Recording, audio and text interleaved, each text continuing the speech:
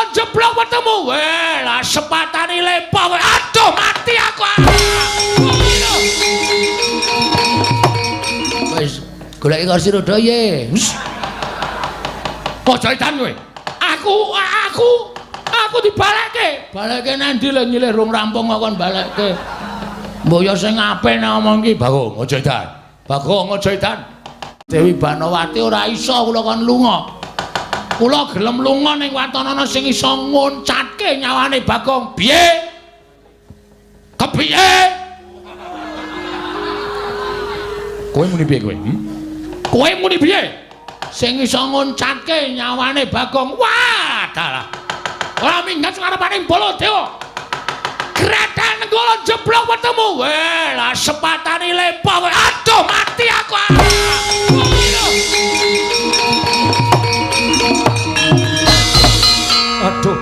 Waduh mati aku iki. Iki dayane kowe. Lah kok sikilku kaya ora ndek kekuatan mlumpruk, kaya ora ndek otot bebayu, ora ndek otot balung, ora iso tak obahke iki piye, Bagong? Ah, wis. Goleki kursi roda ye. Aja edan kowe. Aku dibalekke. Balekke nang ndi lho nyilih rung rampung kok kon balekke. Mboyo sing apik nek ngomong iki, Bagong.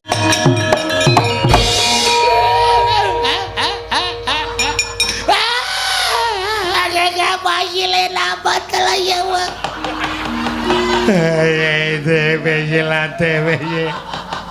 Tobat, Kang Mas menika ginakaken menapa lho kok iso kaya ngono? Nggih, apik to? Wis ben mengke wae wis ben omong dhewe-dhewe. Oke ciumu ya betelnya. Gede cile menenye. Gede cile pasilite pacinite. Agate.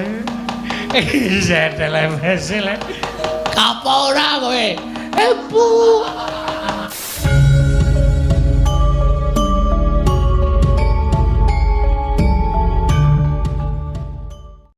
Kapa ora kowe? Bu. Apa? Bu. Bu Bapak. Bapak aku apu. Sing cetha nek omong wong tuwa kan omong ora cetha. Bapak, apa Bapak? Bapak kapo, Bapak. Kuwi tegese apa, Kang Mas? Bagong aku kapok. Ayo ngayal karo aku asepatane bisu ora iso omong tenan. Bapak. Pole. Kecepatan jebot dadal macet-macet. Bapak, aku ke bapak. Atut bapak jadilah basi. Kapok tenan, apa tetet? Ora wani karo aku. Lewati atas bajene bapak dateng di bajene. Balia kaya wingi ngene kowe wong loro.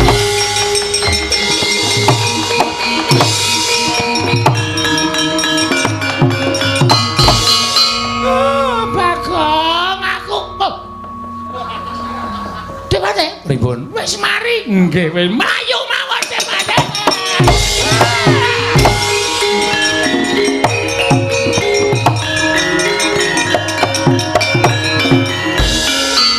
Asem betengane. Wong lagi diwingnong wong dening dewane. Piye? Percaya ta karo aku? Inggih, Amal Pak Obat pinter banget. Ih. Nang jiwit iki ora nggon cangkem. Senengane kok gumun aku lho. Gemeske tenan Pak Tuwat cangkeme gedene semono kuwi lho.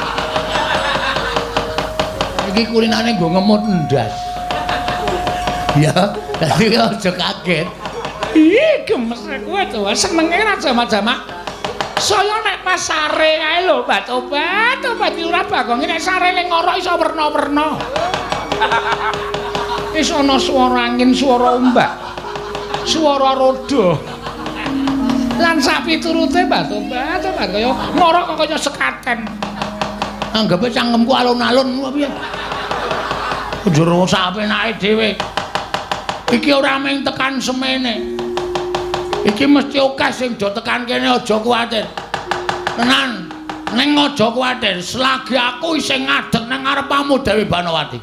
Katresnane dhewe ora ana sing medhotke. Aja kuwatir. He, sapa sing ndro taman legayane?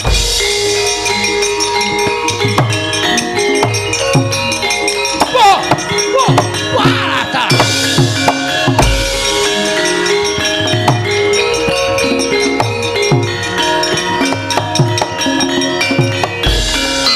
Kok sik lah iki Bagong lho iki. Nggih. Walah dalah menungso ora tatanan. Lah kok dadi kowe mapan ning Taman Negara Ngastina iki karepmu piye?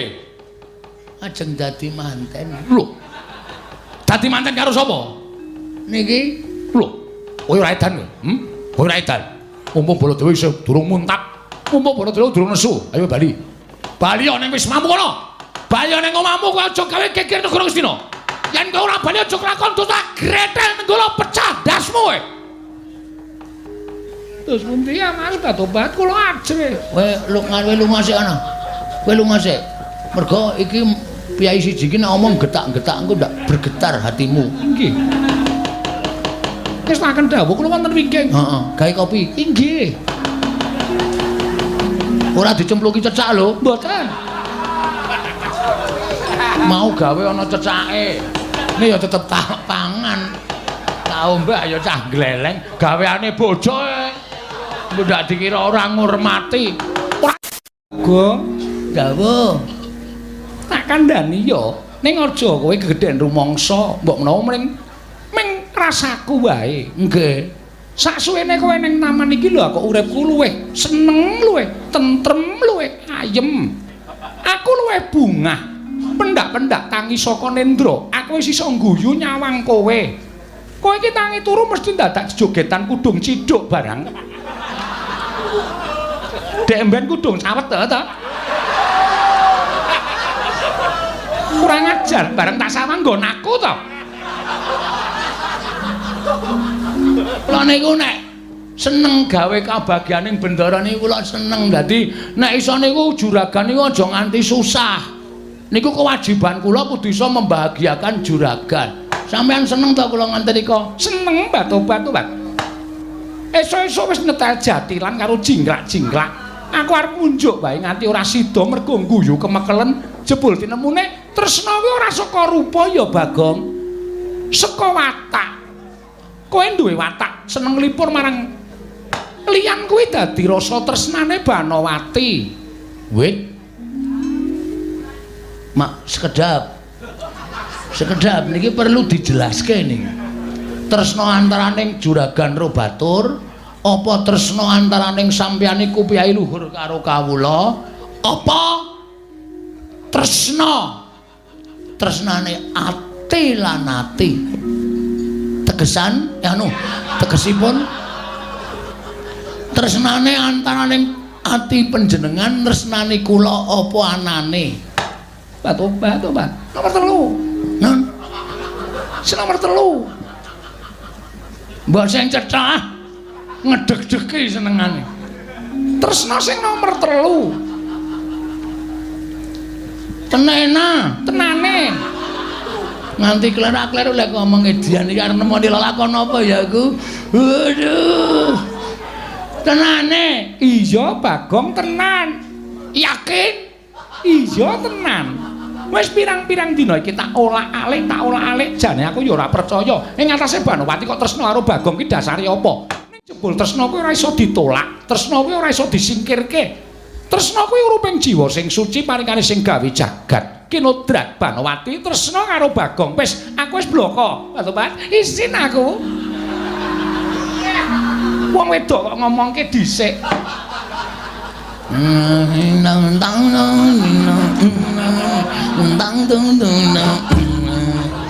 Gleleng iki. Wis cucuk lek ku ngombe ndok bebek.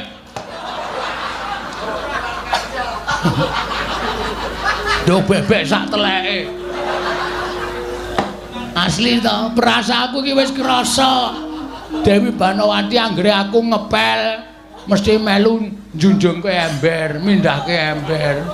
Terus Aku ngepel nganggo tongkat kaya osok-osok. Dheke ngajari nyekel tanganku. Bagong, le ngepel ki ora ngono-ngono, mujur.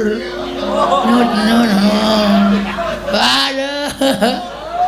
Anggere sare tak kancani aku turun nang isor, dheke turun nang dhuwur, gayane tangane diklembrehke. Tekan dadaku terus dijine, uwi. Ora ngomongke kuwi wegah aku, isin aku. Ora ngomongke kuwi wegah aku. Nyatae kok. Rasa isin padha-padha gedene kok isin. Kula wis sadar terus tangane tak balekke nang dhuwur, blek. Ngerti aku? Atau tanganku tak balekke nang dhuwur. Lek mundhal ke alon-alon. Ngerti ora? Iya ora aku krasa aku. Waduh. Tak ngonoke.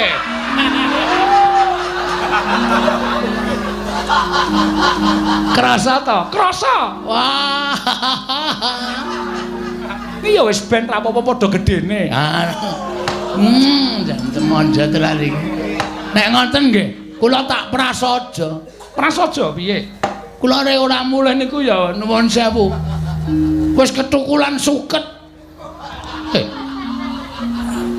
Wis ketukulan rasa tresna teng ati kula. Tenan apa piye?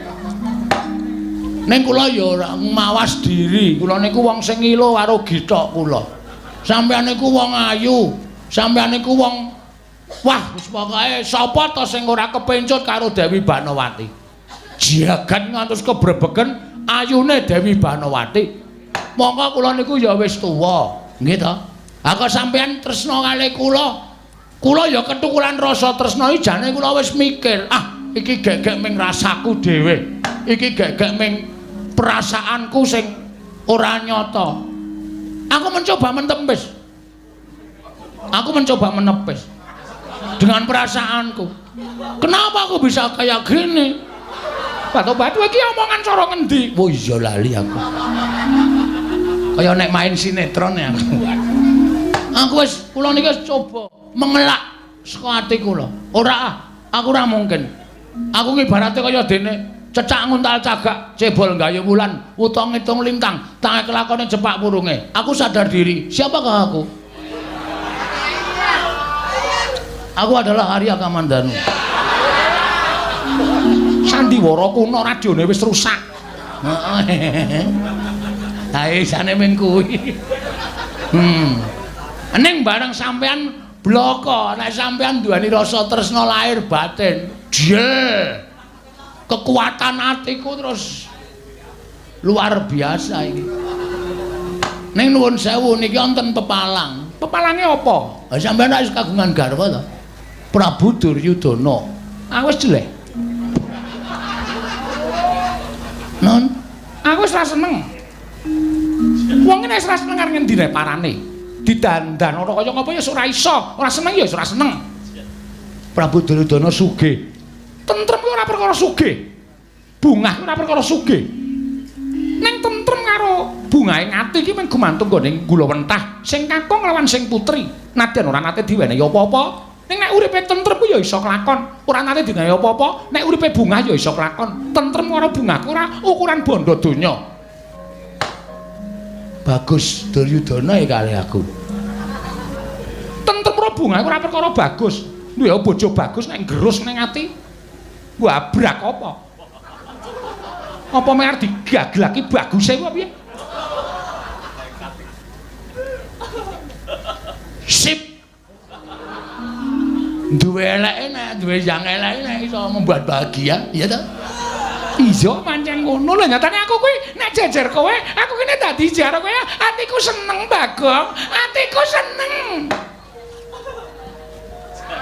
Tolong sabar. Mbok le gandrung nganggo Jawa wae. Ora iso cah modern e. Kok nganggo Jawa ora. Yo liyane. I'm still loving you. Kuwi lagune sapa? Gita. Gita sapa? Gita Rolis. Ngawur wae. Sapenake dhewe ora. Nembang sing penak ora iso. Ora tau iso nembang swara kula sliring, biring, minir.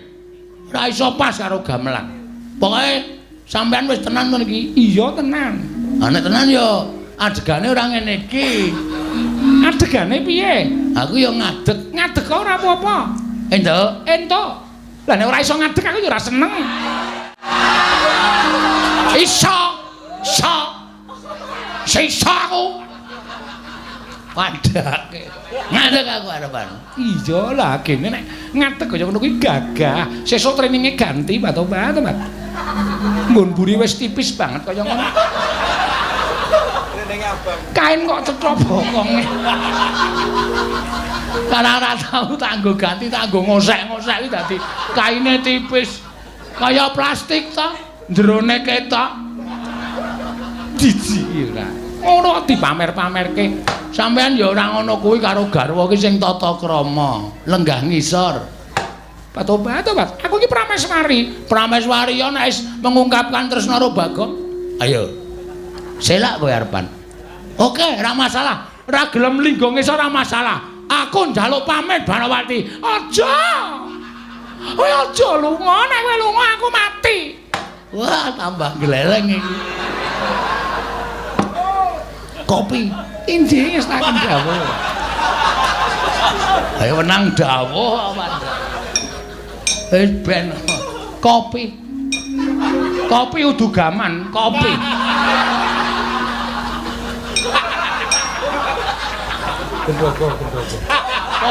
Kopi kok semene iki lek ngombe kloloden ya. Kopi. Injing wis tak garwa ya ngladeni ngono kuwi. Martabak, Tobat, dadak kongkonan. Oh, ora apa-apa. Pokoke jerone isine ndok. Ndok napa? Ndok sing gedhe. Ndok kebo. Bu, kurang ajar ya, kurang ajar. Wong lanang kok ngombe ndok kebo.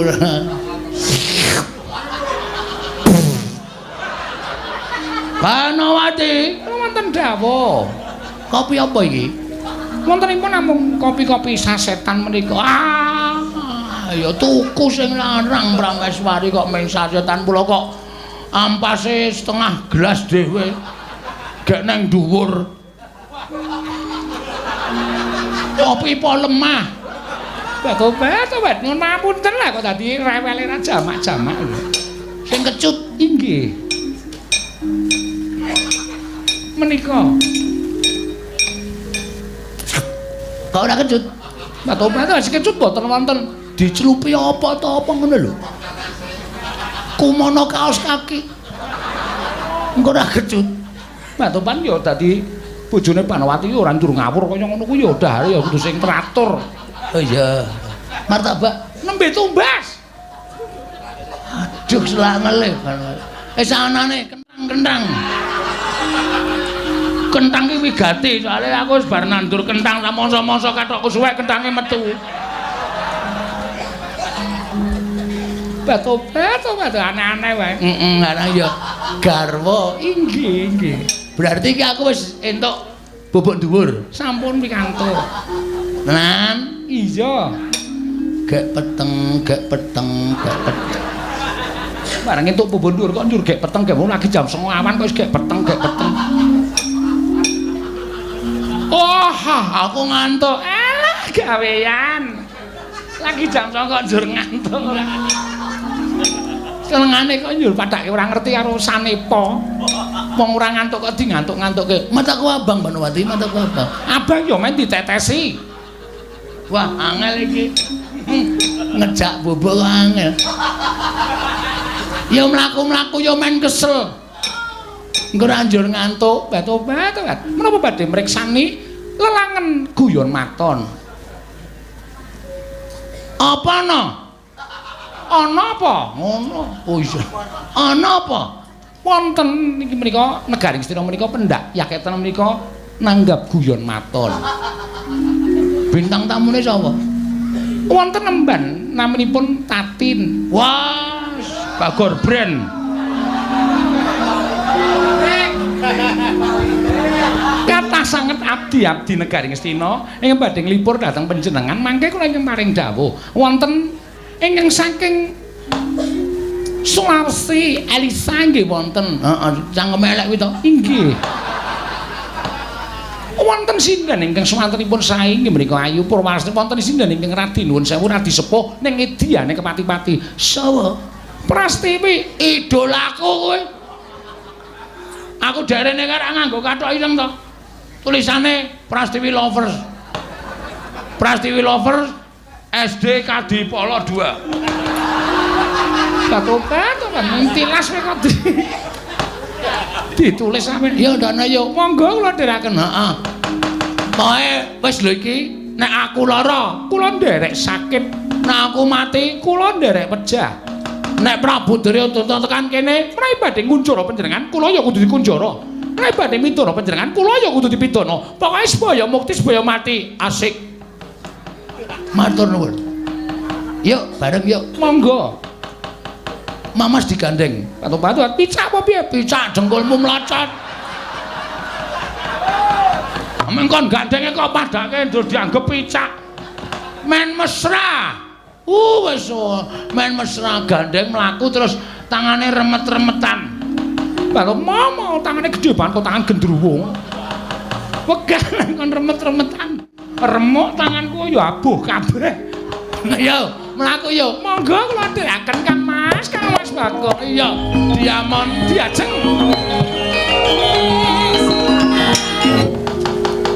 Nuwun pangapunten sewu-sewu kalematanipun nada wadana Kang Mas. Waduh, jan. Kaya lega atiku diceluk.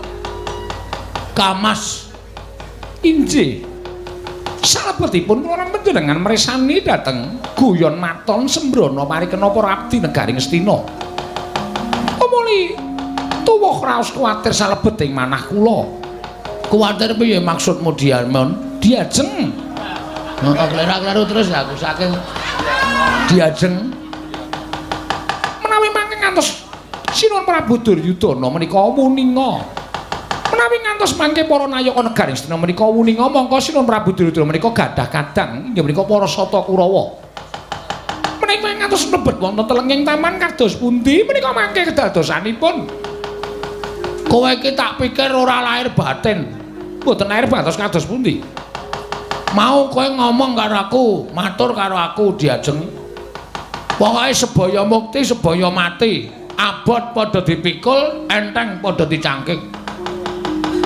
Tegese ana masalah apa-apa iki diadepi wong loro. Aku saiki kowe pikirane kaya ngono. Berarti omonganmu mau sore mau ora lahir batin. Tobat, kula menika lahir batos. Ha nek lahir batin, nek wis pancen diniati ngene iki bebasan rawe-rawe tak rantas malang-malang diputung wong loro. Aku mau wis kandha to, aku lara, kowe ngrasake lara. Aku mati, kowe golek dalaning pati. Semono uga, kowe lara aku ya ngrasake lara. Kira-kira nek kowe tekan ning pati, pengestumu tak jaluk, aku tak golek rondo. Tobat, aku sak penake dhewe li omong. Menawi kula pecah panjenengan ya kudu pecah. Kudu, pokoke mati-mati kabeh. Wis ngono wae ora dadak piye-piye. Sapa sing arep mepalangi? Menawi ingkang rawuh wonten ing taman menika Sinuwun Prabu Duryudana, malah kepasang Yogya katujuhe ngoni. Inu putrane Pak Subakestawa. Ki ana ide no, ki ana ide. Tobat iki mung kari bodong tok sing ngerti. Heeh. Kepasang Yogya katujuhe ngeno, nek Prabu Duryudana tekan kene, rawuh mrene tak tembung sing apik-apik. Sinuwun Ngastina gandeng Dewi Banowati sampun boten tresna kaliyan panjenengan, mila samangke sampun tresna kaliyan Bagong. Panjenengan kula aturi misahaken katresnanipun Dewi Banowati, Dewi Banowati, Banowati kok Banobati. Arang kokean batine iki ngene iki. Dewi Banowati badhe kula wengku minangka garwa. Menawi Sinuwun Prabu Duryudana duka, apa dianggep aku wedi karo Nalendra Ngastina? Tresna kuwi abot. Abote kaya wong nyangga bumi. Mula tresna kuwi adang kala iso ditohi pati. Iki tak ketokke jiwa lanangku karo Dewi Banowati. Prabu Duryudana tekan kene tak tembung apik-apik ora entuk tak jak glut. Tobat. Kuwi tenan apa piye? Ya mbuh mengko. Tobat lah kok ora maton ngono lho. Wis pokoke dilakoni sik to. Ora apa-apa lah. Mau ngantuke. Bola-bali kok ngantuk wis teturon saiki ya ngantuk meneh. Tobat sak penake dhewe lah. Kok mung arep kontak ngantuk terus. Amu mau konangan Duryudana. Tutup-tutup kae wae. Tobat sak penake dhewe ora. Dewi Banawati. Kula nuwun sewu Gusti Ayu, kula ngabdi pun Gegawan Durna ingkang sowan mriki. Kok korenipun dipun tutut menika wonten menapa? Nuwun.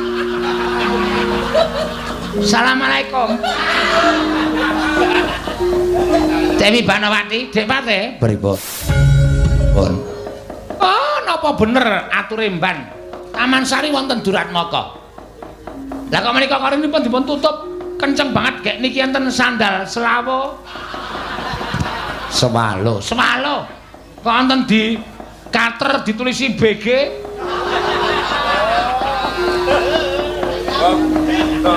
Niki gek Gunawan niki.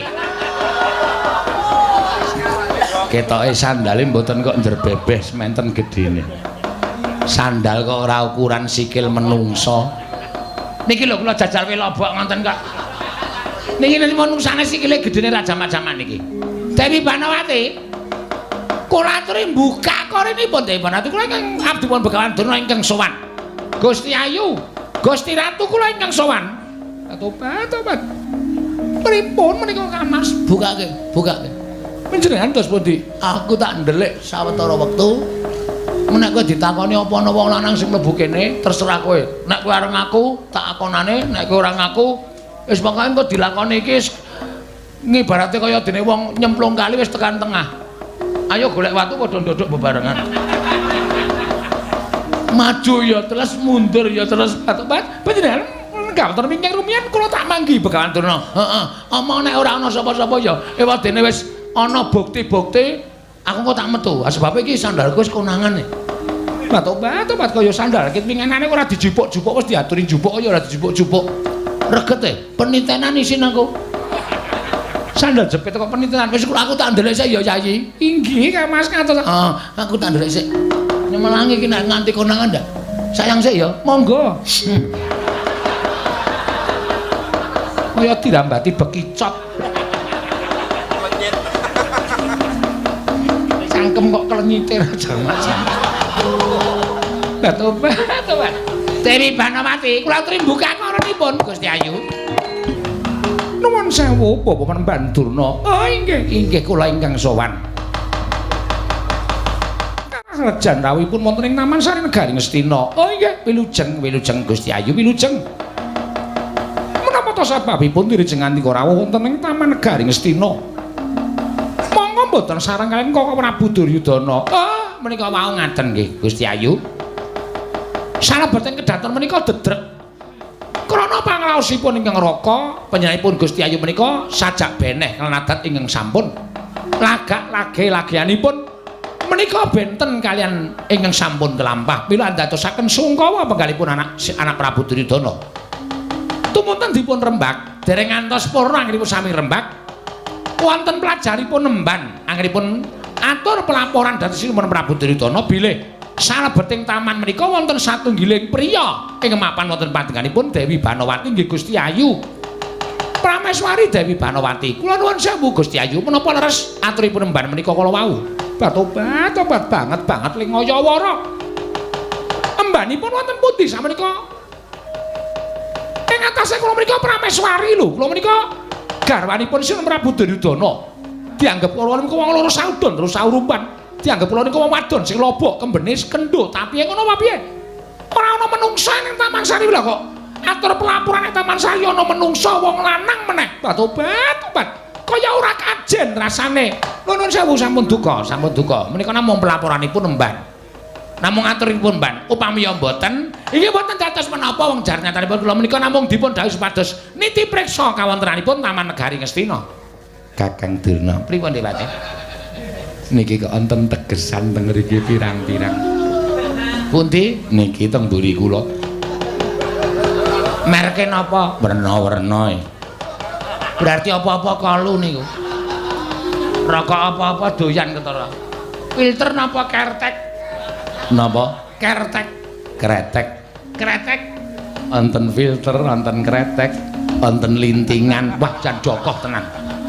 Cangkem apa jogangan? Apa-apa kok kalu. Iya, lha niki nek iso dadi bukti. Niki ta coba.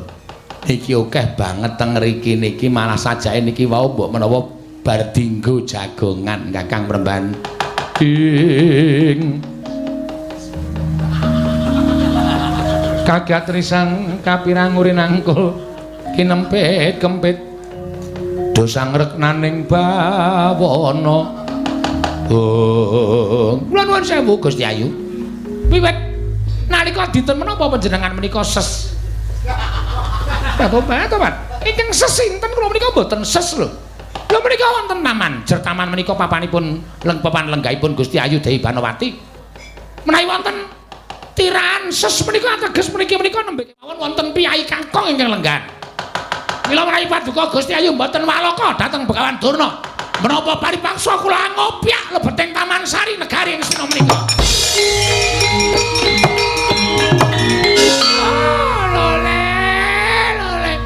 Gentos maluh gembar manyar-manyar duk neng jungkul wana dadi alas-alas dadi wana.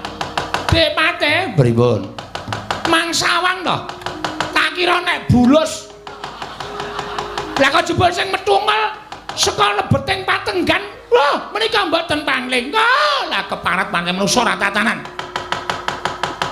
Gusti Ayu menika rak Bagong to? Lah tobat inggih menika Bagong. Kamas kok medal. Angel ditokke yang metu dhewe.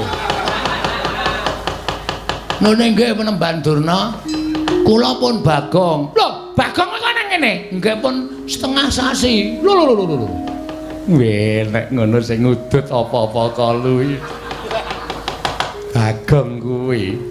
Tobat, sesuk meniki ya dimeneki asbak ora dibuang sak penake dhewe. Wong sing nyapu ya aku. Ora urung sing ngresiki ya aku to. Inggih, nek ya dicecek ning nggon asbak kok dibuang sak nggon-nggon balber. Marai konangan lho coba. Oh, lho, Bagong kowe iki ngapa? Nang kene kowe ngapa? Nggih nyun ngapunten arang ya. Kula menika niatipun kepengin resik taman Kadilengleng Taman Sari Negari Ngastina. Ning kula niku mboten entuk wangsul kali Dewi Banowati. Lho, ing atase kowe drajating ponakan kok ora entuk bali iki sebabe apa? Mboten ngerti, mang takon kalih sing kawogan. Ning sadurunge sampean takon ampun kaget lho. Ampun kaget. Mengke sampean kaget mergo perkara niki ora perkara sepele. Perkara sing gedhe ning nyatane pun diantepi. Nuwun sewu Gusti Ayu kok bakal mboten pikantuk kondur menika wangsul dhateng wismanipun menika sebabipun napa? Lah tobat kula nuwun sewu Penemban. Kula sampun kebanjur tresna kaliyan Bagong. Ora krungu mesti. Ketara ora kaget. Terus pundi kersanipun? Kula kok mboten matosa mireng radi sorang ngene paring pangandikan. Lah tobat. Kula menika sampun kebacut tresna kaliyan Bagong. Lho. Lah ngandel ora. Piye Kakang Durna? Sampeyan mboten krungu? Mboten. Gusti Ayu Dewi Banowati kok ngendikake nek tresna karo Bagong. Iyeng Bagong mesti meguru kowe. Kowe mesti nggawa dukun kowe ya. Kowe mengkong kaya ngono kok nganti ditresnani dening Gusti Ayu Banowati iki mesti kowe nggawa guna-guna. Kowe menungsa ora tata Bagong. Nyun ngapunten wis dadi tekad sebaya mukti sebaya mati. Panjenengan menika garwanipun anak Prabu Duryudana. Lah tobat kula ngertos menawi kula menika garwanipun Sinum Prabu Ngastina. Ning digampang-gampangno nek ora tresna piye coba? Apa tresna kok dipeksa? Wong bebrayan dadi siji nek ora tresna salah siji ya wis. Monggo nyatanipun sasampunipun Bagong mapan wonten ing papan mriki menika kula nuwun sewu kula tresna kaliyan Bagong. Maaf ya, Dur. Bus. Ayo nuwun sewu Kanang arep ala dikaya ngapa ki nek wong kewahyon. Lho, putri cantik jelita kaya ngene wae kemintil-kintil karo Bagong. Ngono. Apa? Kemintil-kintil. Maksudnya apa ya jenenge? Templek karo aku lah. Nek carane Dara iki templek. Mula wis ora usah dadak piye-piye. Sampeyan saiki bali. Nek perlu Sinuwun Prabu Duryudana mangaturi priksa. Nek teng mriki pun wonten maling sing iso ngewat marang Dewi Banowati, sing bakal mulyake Dewi Banowati. Oh, ora lole-lole. Iki serius. Loh, nek kowe dadi maling ana negara Astina, aku wajib nyekel karo kowe. Aku wajib bondo tanganmu ngrincung sing maleboke pakunjaran. Yen perlu kan apa pasiksan, mergo kowe wani ngewat marang Putri Nalendra, garwaning Nalendra Ngastina. Bagong kowe dibondo bakal dihukum picis ana ing alun-alun negara Ngastina. Kamas. Batu-batu Boyo jumeneng wani ngono lho. Ngayomi karo Piyai Putri kok ming begogok kaya ngono kuwi lho. Kasatriyane nendi? Kewane nendi coba? Boyo jumeneng wani. Jojo muntap lir kinatap duka yayasine pe. Lah ngono lho. Netra kocak ngundar-andir. Durung bathukku gatel kukurke. Inggih. Oh, lole lah kok gelem ngukurke tenan to, Dik Patih. Tulung bathukku gatel. Makukur dhewe. Piye orang gleleng? Iki bukti bahwa cinta kita sudah menyatu. Katresnane awake dhewe iki wis dadi siji. Tresna sudah menjadi satu, tidak mungkin untuk dipisahkan lagi. Mula sampeyan ndak usah maksa kali aku nek nganti aku engko nesu, nganti aku engko muring, krewekan dadi grojokan geguyon dadi tangisan. Lho, apa kowe ora wedi? Apa kowe ora miris? Yen aku nggawa para sata Kurawa. Mula kowe pasrah bongkokan karo aku, Bagong. Tak bondo tamak krincung sikilmu.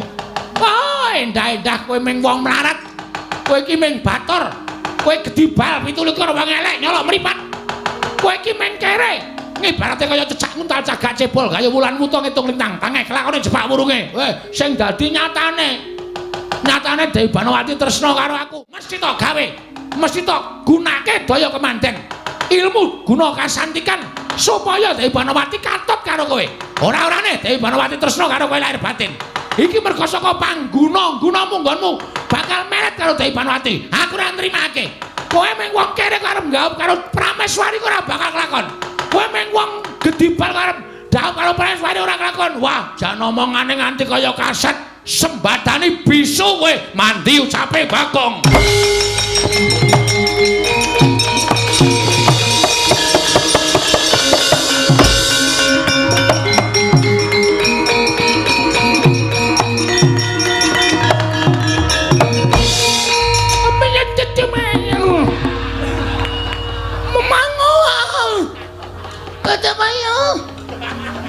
Gegede bala citu.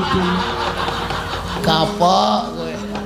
Wong karo wani karo wong lagi ketrima ngene iki oh, sak ciptane dadi sak sediane ana. Boleh. Kota betutu putar telipin lamanya. Iya namanya.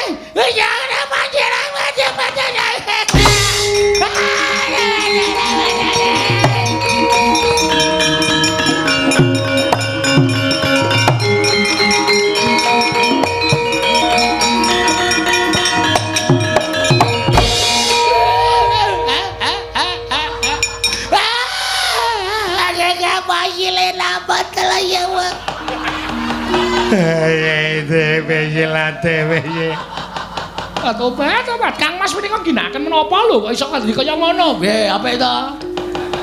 Wis ben mengke wae wis ben domong dhewe-dhewe. Oke ciumu ya betul ya. Gede sile menenye. Gede sile pasilite pasilite.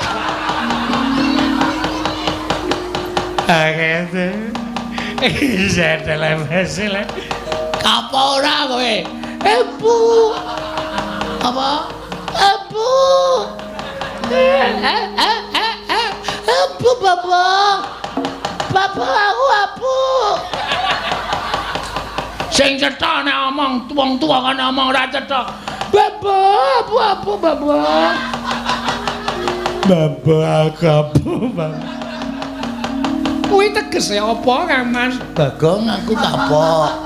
Ayo ngayal karo aku sepatane bisu ora iso omong tenan. Bapak. Pole. Kecepatan jebot dadan macet-macet. Bapak, aku ke bapak. Atut bapak dadelah basi. Kapok tenan, apa tetet? Ora wani karo aku. Lewati adat wajah bapak datune bajara-bajara. Balia kaya wingi ngene kowe wong loro.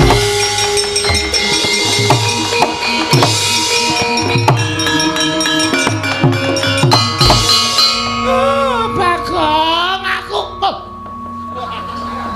Dewate, pripun? Wis mari. Nggih, wis mlayu mawon dewate.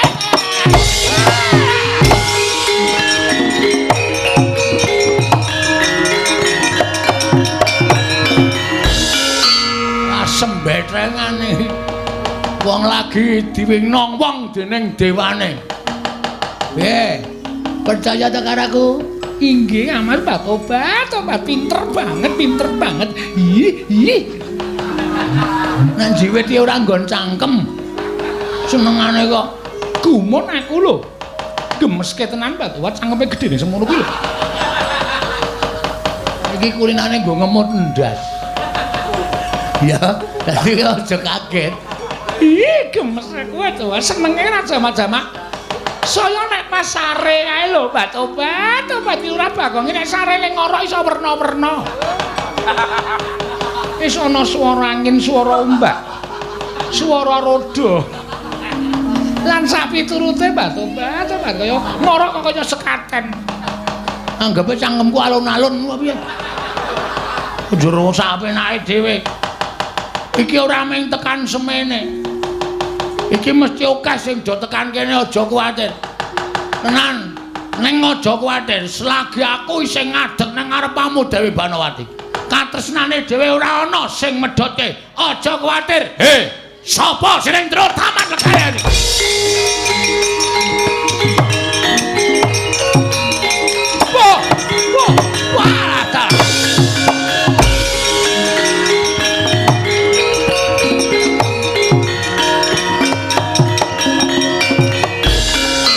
Kosek. Lah iki Bagong lho iki. Nggih. Walah dalah menungso ora tatanan. Lah kok dadi kowe mapan ning Taman Negara Ngastina iki karepmu piye? Ajeng dadi manten. Lho. Dadi manten karo sapa? Niki lho. Kowe ora edan kowe. Kowe ora edan. Mumpung Baladewa isih durung muntak.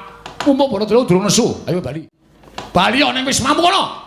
Bali ning omahmu kowe aja gawe geger Negara Ngastina. Yen kowe ora bali aja kelakon dosa gretel nenggolo pecah dasmu kowe. Terus pundi ya Mas Batobat kula ajre. Kowe lunga sik ana. Kowe lunga sik.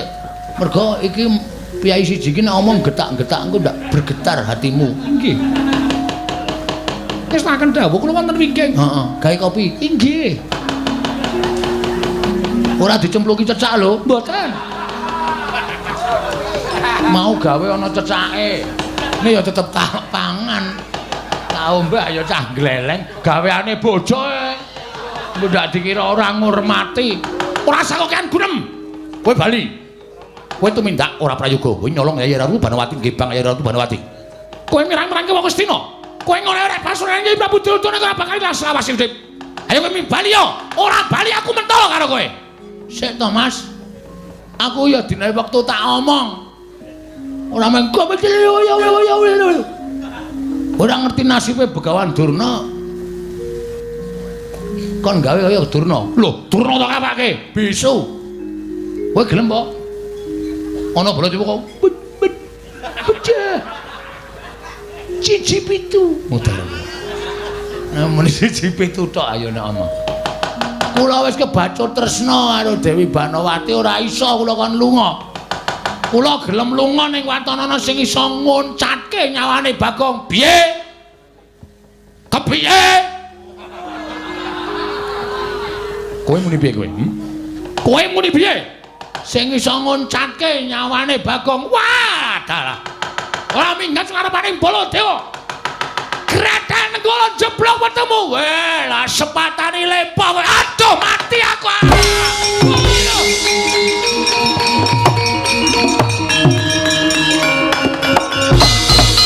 Aduh. Waduh, mati aku iki. Iki dayane kowe. Lah kok sikilku kaya ora ndek kekuatan mlumpruk, kaya ora ndek otot bebayu, kaya ora ndek otot balung, ora iso tak obahke iki piye, Bagong? Ah, wis. Goleki kursi roda ye. Aja edan kowe.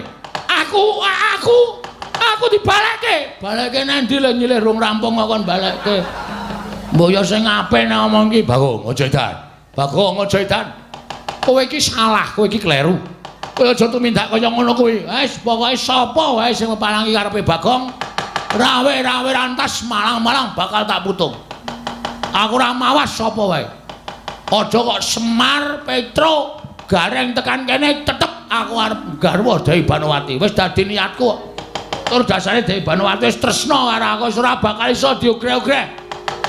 Sapa wae ora iso dadi palange Bagong. Aku balekno, balekke nendi? Wong kowe kene dhewe kok kon balekke. Lah kejaba nek aku nyilih ning Mandura, kowe aja sembrono kowe. Omonganmu aja sembrono. Omonganmu aja marai mumet. Aku lempoh kaya ngene iki kowe sing gawe. Pancen sing gawe aku. Terus karepmu piye? Ngono sik ya, aku tak genduren sik. Hei, ora lunga. Ora lunga. Ha lunga ora sak karep wong sikil-sikilku dhewe. Bagong ora edan. Bagong ora edan. Bagong kowe tengok kono wae. Kene kok gila banget to kowe. Sing balekke aku sapa? Ha sing nyilih mau sapa? Oh, wis aku sing kon tanggung jawab. Bagong, please, Bagong. Bagong, piye? Aja lunga. Aku balekke sithik aja lunga. Aku pulihke kaya wingi. Engko nek tak pulihke kowe ngantemi aku. Ora. Tenan. Sumpah. Sumpahe sineksen sing gawe urip. Kowe engko mateni karo aku nganggo nenggala. Ora, wis aku ngaku kalah. Nek aku balekke mari kaya wingi iso mlaku. Tak balekke iso mlaku nek nganti kowe ngantemi aku, gedene kowe nampani pusaka karo aku aja takon dosa. Lempohmu ora ming sak sikil. Gulu medun. Waduh, mati aku Bagong cangkeme sing apik. Iki wis sampe bar tak cet. Aja sembrono, omonganmu aja sembrono. Ora sembrono iki tenanan. Nek nganti sampean ngapusi, lehmu lempoh, tangan medun, pundak medun lempoh, sing tingil-tingil ming sirahe. Ayo piye, gelem ora? Aku wis seneng kok. Kowe ora seneng ya wis aku nek nganti-ngantemi kowe nganti nibani nenggala karo kowe aku manut. Kena apa-apa aku manut. Maria Baladewa. Wah, lata. Wah, edan. Wah, kowe iki panjingan apa kowe? Kok ampuh men ngucap kasembadan. Wah, dalah wis rasa kok rame ndang lunga. Aku arep bercinta.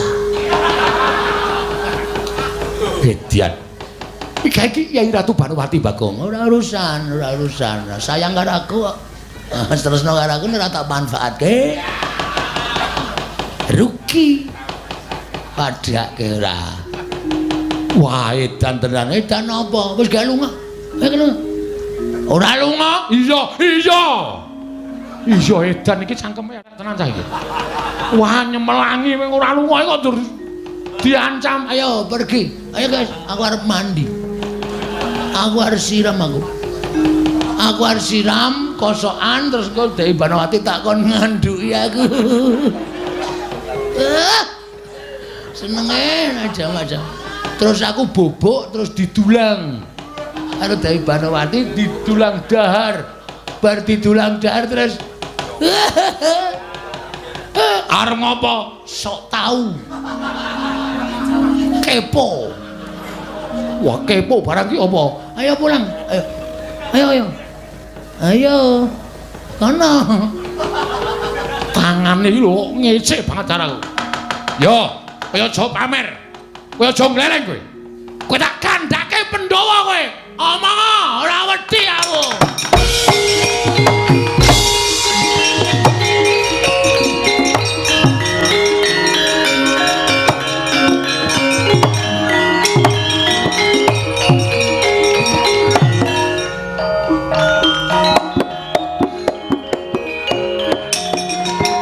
Mboten grahita babar pisan bilih panjenenganipun Kang Mas Bagong saged ngrampungi perkawis. Kula menika gumun lho. Panjenengan kok lakon-lakon saged kados mekaten menika dayanipun menapa? Aku dhewe ya ora ngerti ning sing penting rak berarti iki wis iso dibedhek. Nek pancen perjodohanmu karo aku kuwi pancen wis diayomi karo sing gawe urip ketitik. Sak ucapku mandi, sak ucapku kasembadan. Wis Banowati. Mula Kang Saka kuwi kok aku wis ora bakal pikir ringa-ringa. Inggih. Ya, Inggih. aku saya sumuk Inggih kersanipun godhogna wedang. badhe kangge menapa? Siram Obat. Ngestina menika sampun wonten toya ingkang mabenter. kari ngencurke. Inggih. Asik. Nek aku dempetke kepanasan nih. Pol tak panaske tak nggo ngrujuk sirah nglothok ndasku.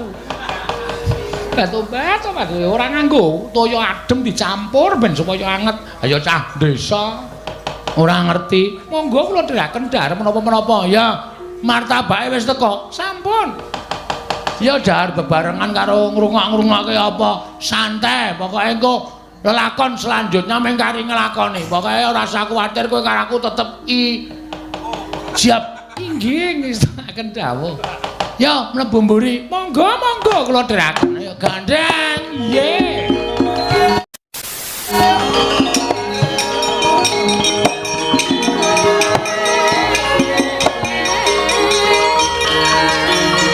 Weh, kuwale.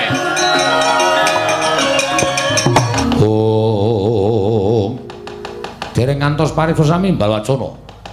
Nalika semanten kasaru pelajari punata Mandura Prabu Baladewa. Ingkang minggah wonten ing Datra negari Ngamarta karya kagiat kang samya mulat mangono. Bletek-bletek pangudas mananing nata ing Mandura Yayi Darma Aji sampun kejot penggalih kula ingkang sowan Yayi.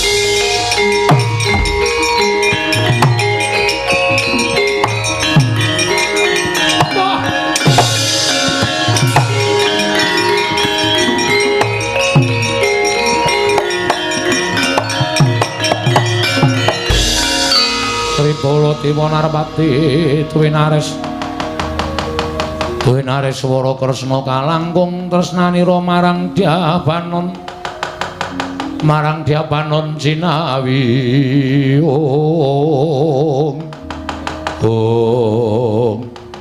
Koko Prabu Mandura mlajar kados lare alit minggah madyaning Datraya karya kagiat kadang-kadang paduka para Pandhawa wonten menapa? Koko Prabu wonten menapa? Baladewa kakangku eneng apa? Koko Prabu Mandura wonten menapa? Yayi, sewu-sewu kalepatanipun Ngaraka Tadah Wadana. Ngantos suping tata krama kiranging Subasita anggen kula ngabiyantun ngarsa paduka Yayi Sami Aji. Karana lampahan ingkang lampah wonten negari Ngastina. Negari Ngastina wonten lampahan menapa Koko Prabu? Kepareng ambabarana ingkang sejati dating ingkang rayi Ngamarta mugi dados ning kawuningan kados menapa kagiating manah kula nalika semanten ingkang Raka tinimbalan sowan wonten negari Ngastina ngrembak perkawis penggalipun Nyai Prabu Duryudana ingkang sajaipun nembe boten tentrem kedadak sowanipun abdi taman negari Ngastina munjo atur kersanipun Nyai Prabu Duryudana bilih wonten satunggiling priya ingkang wantun anggebang dhateng prameswaring Ngastina inggih menika Nyai Ratu Banowati. Sareng nalika ingkang Raka tilik utawi nitipriksa dhateng taman negari Ngastina. Kados menapa kagiating manah kula. Sareng kula pinanggih kaliyan tiyang jaler ing mapan wonten ing taman. Mboten sanes kejawi namung abdi Ngamarta Bagong ingkang wantun anggebang Nyai Ratu Banowati.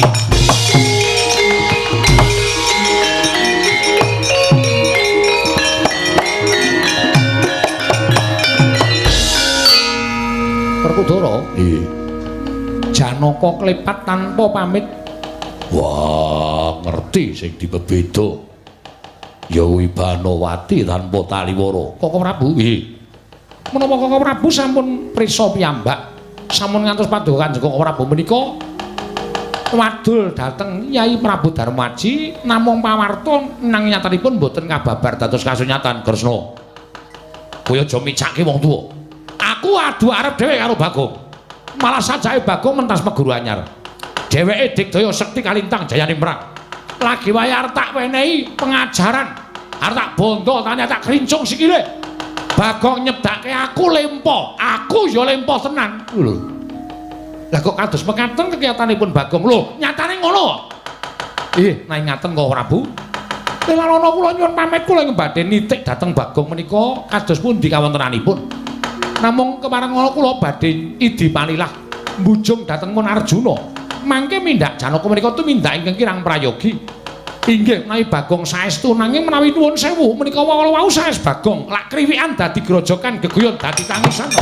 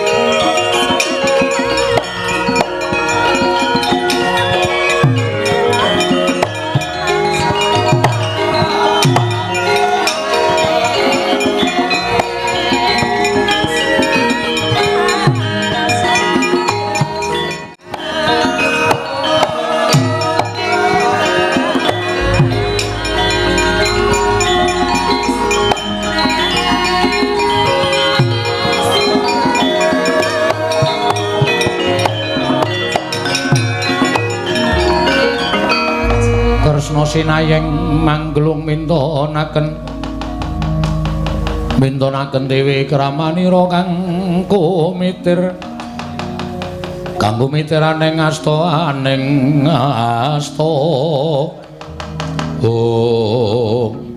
Arjuna kula wonten paring adhawu. Aku ngerti kaya ngapa to kagol penggaling siadi bareng midhanget sabdaning Koko Prabu Mandura. Yen topono kawanmu Bagong ngangge bang lawan Nyai Ratu Banowati nanging kosek to. Nalaren, petungen, gelar lan gulungen. Aja nganti tuna tembe mburine. Liripun kados pundi?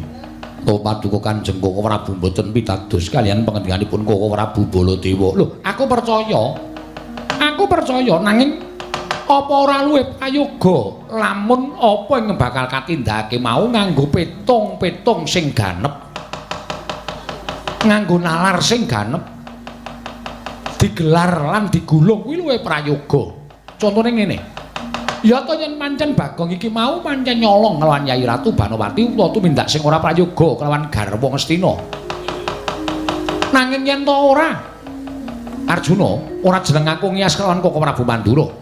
Sarta aku ora percaya marang Koko Prabu Mandura kuwi ora nanging ana tetembungan kedung jero iso dijajake nang atine menungsa sapa sing ngerti. Ora jeneng aku kuwi duwe panyakra bawa sing elek lan Koko Prabu Mandura ora.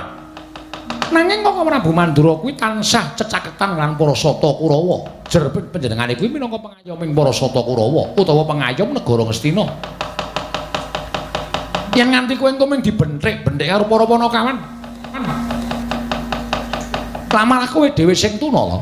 Nggih, kasinggihan mekaten. Mula kena kowe nitik ning Karang Kadempel. Titiken. Titi preksanen Karang Kadempel yen pancen mengko neng kono kuwi eneng Bagong takonono sing apik takonono sing becik apa Bagong tumindak kaya ngono nanging yen to ora ana cetha lamun Bagong lunga saka bale Wismane mapan negara Ngastina Ngastina jujuken ngestakaken dawuh ning luwih dhisik nitik ning Karang Kadempel Koko Prabu matur nuwun Paduka Kanjeng Koko Prabu sampun ngemutaken dhateng kula mangkata ora sakem rungsung ora nek kelangan Nyai Ratu Banowati ora wis to ora saking mrungsung. Nggih ngestakaken dawuh. Nek ming didumuke rak ya lumrah kok. Ning sing dumuke rak ya ming abdimu dhewe Bagong, dudu wong liya. Ora apa-apa. Nggih ngestakaken dawuh. Nanging Bagong menika cok sembrono. Cok. Tembung kok nganggo cok. Inggih. Kula nyuwun pamit kula tak titip priksa wonten ing Karang Kadempel. Titip priksanen dhisik ning aja kesusu ngestakaken dawuh Koko Prabu. Ya Arjuna.